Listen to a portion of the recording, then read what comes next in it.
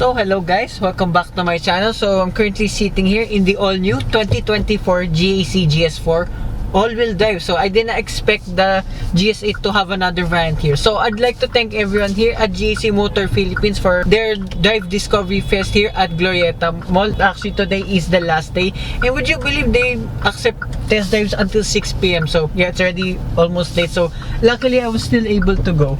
So what do we get now with this GS8? Everything remains actually almost the same with the 4x2. So this one is still powered by a 2-liter turbocharged 4-cylinder engine with 248 horsepower and 400 Newton meters of torque. Still mated to an 8-speed automatic transmission. So yet again, the only difference between the 4x2 variant, hence the name, this is a 4x4 variant. So basically from the exterior is exactly the same apart from the all-wheel drive badge at the rear.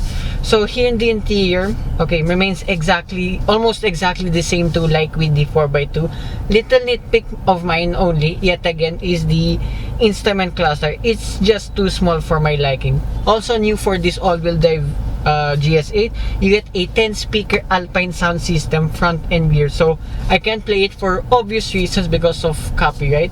And then here again in the infotainment system, one of the best GS8s I've encountered. So you get 2 new driving modes over here. So there's like additional 3 more modes, hence being an all-wheel drive variant. So I can tell immediately in the future this will be a very good hit, since Philippines are reliant on 4x4 vehicles. When you change the driving modes for the off-road, like the snow, sand, and mud, no idea why you need snow for this country. Anyways, it can detect that you don't need it in this type of roads. Not to my surprise though. And then still the same controls. Open all windows. Open all windows.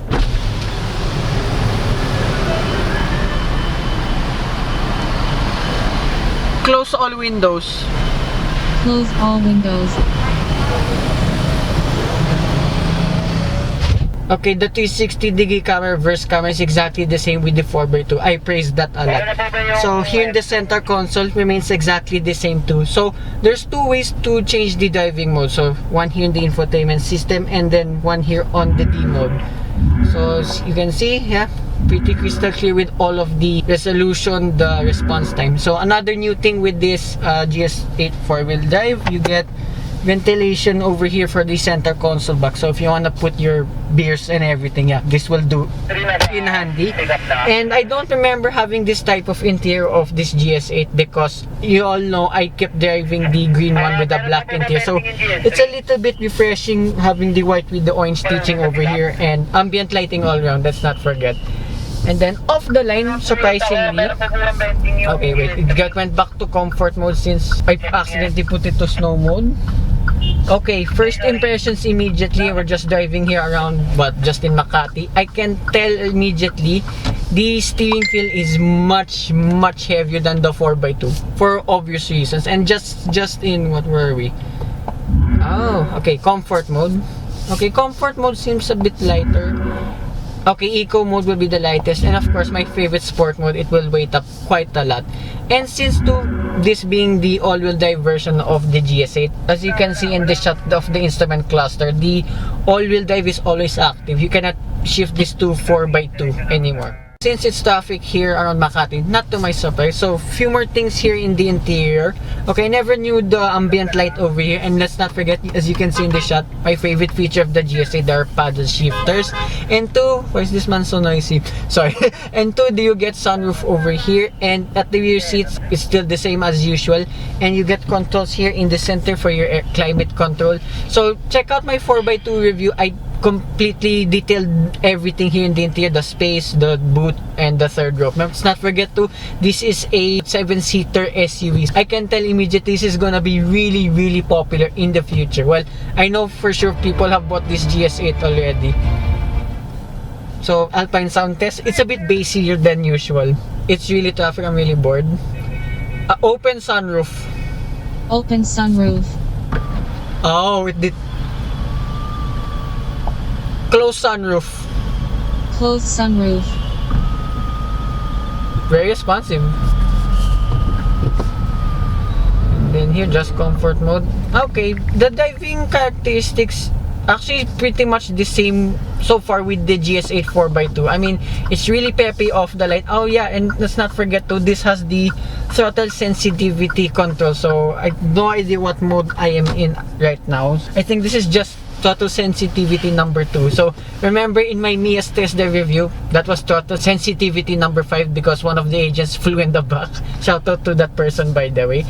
And 2, oh yeah, fuel economy wise, okay, this has been driving for the entire 3 days here at Glorieta. Surprisingly, it's been averaging 9.2 liters per 100 kilometers. So that's like above 10 kilometers per liter. So for all the doubters out there, for this being a very big car, a 7-seater, a big engine, all-wheel drive, this is surprisingly fuel efficient for what this is. And then here, just for fun, put it to throttle sensitivity number 5. And then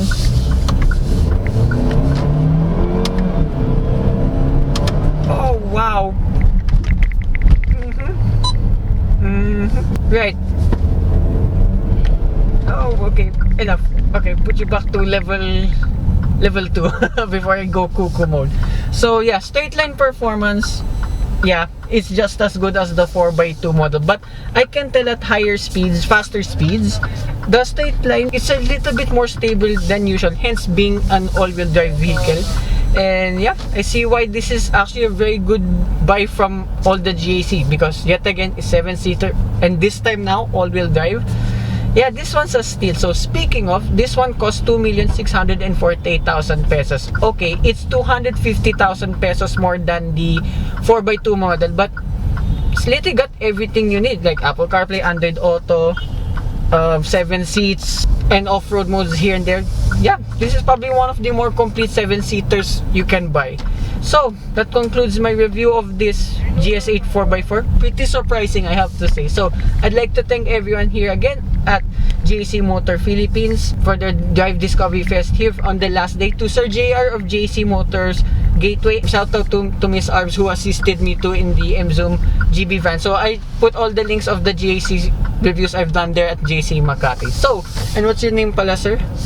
Naive po. Naive. So shout out to him too for assisting us here in this test drive. So hope you guys like and subscribe, and I will see you with more GAC reviews coming up with a very special car too. Bye bye. Wait, pakita ka. There you go, Sir JR. So his contact details will be right here. Check him out too. Thank you. Before we leave, suspension test, very comfortable, even though this is like stiffer because 4x4. And look, I'm in drive. It will not move forward unless you wear your seatbelt. So good job on that, JC.